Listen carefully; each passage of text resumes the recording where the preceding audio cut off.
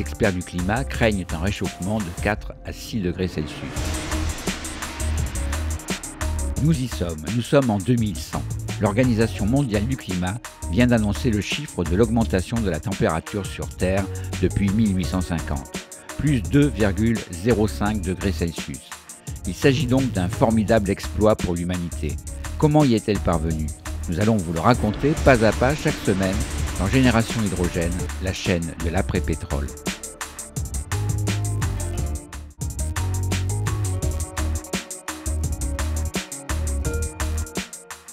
Il est souvent reproché à l'État de se comporter en gestionnaire plutôt qu'en visionnaire, de privilégier les mesures de court terme à l'investissement dans l'avenir. Le plan hydrogène dévoilé le 8 septembre devrait donc être salué comme un contre-exemple, un salutaire retour d'un État qui ose prendre des risques, qui définit une stratégie et qui met plus de 7 milliards d'euros dans la balance pour amorcer le développement d'une industrie hydrogène en France. Eh bien non, la presse française, Le Monde en tête, fait plutôt la moue. À eux seuls, les titres sont éloquents, pas de quoi enthousiasmer les foules, ni convaincre l'opinion publique. C'est dommage car l'opinion publique peut jouer un rôle non négligeable. L'industrie a besoin d'investisseurs privés au-delà des milliards du plan de relance du gouvernement. Espérons que les journalistes finissent par se laisser griser par une certaine euphorie de l'hydrogène, même si ce gaz est moins hilarant que l'oxygène.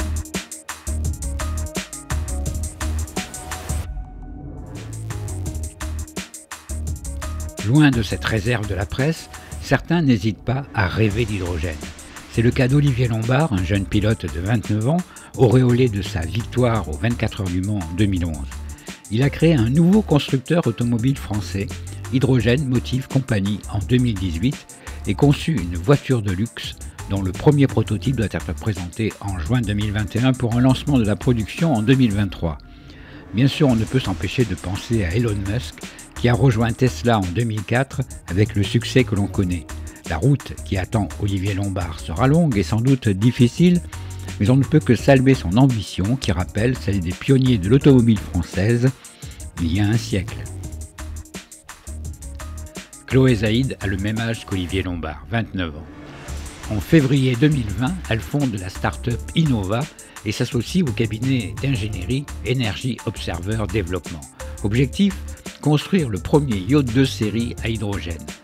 Le bateau, construit par les chantiers de La Ciotat, doit être présenté d'ici la fin de l'année et commercialisé en 2021 pour un prix 30% supérieur à celui d'un yacht équivalent à essence.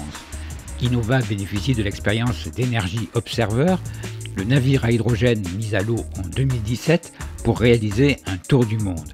Energy Observer est un projet fondé en 2013 par le skipper Victorien Frussard, 41 ans, un pilote, 2 marins à l'origine de ses rêves, qui démontre que l'hydrogène se développera sans doute sous l'impulsion de ses utilisations finales.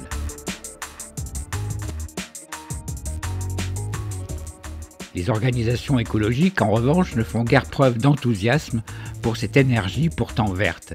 Nous avons demandé à Thierry Lepercq son avis sur la question. Les associations environnementales, là je vais le dire quelque chose qui va en chagriner certaines, ont un très mauvais rôle aujourd'hui. C'est qu'elles sont résolument opposées aux énergies renouvelables, et on pourra en venir, je pourrais vous donner des détails très très concrets, résolument opposées à l'hydrogène, et résolument engagées en faveur du statu quo fossile. Alors vous me direz, mais comment est-ce possible, etc. Pour une raison simple, c'est que la vision de ces organisations, c'est une vision de décarbonation par la décroissance. C'est une vision politique qui se respecte. La décroissance, c'est la baisse de la consommation d'énergie. Donc ça veut dire une énergie plus rare, plus chère, plus compliquée, plus chère d'ailleurs.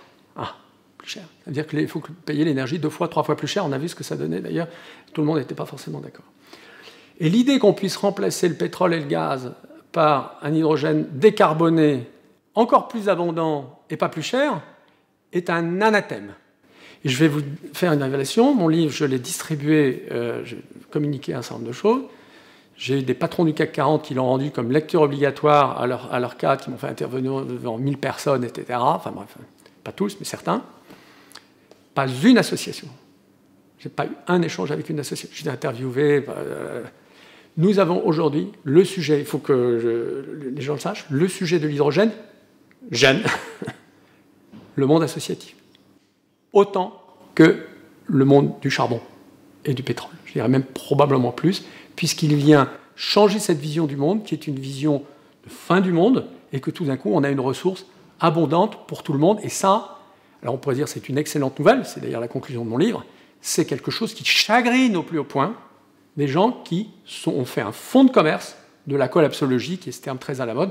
Aujourd'hui, en France, on a le mouvement de la collapsologie qui voit l'hydrogène et les énergies renouvelables comme leur principal ennemi. Génération Hydrogène s'achève déjà. Rendez-vous la semaine prochaine pour un nouvel épisode. D'ici là, portez-vous bien.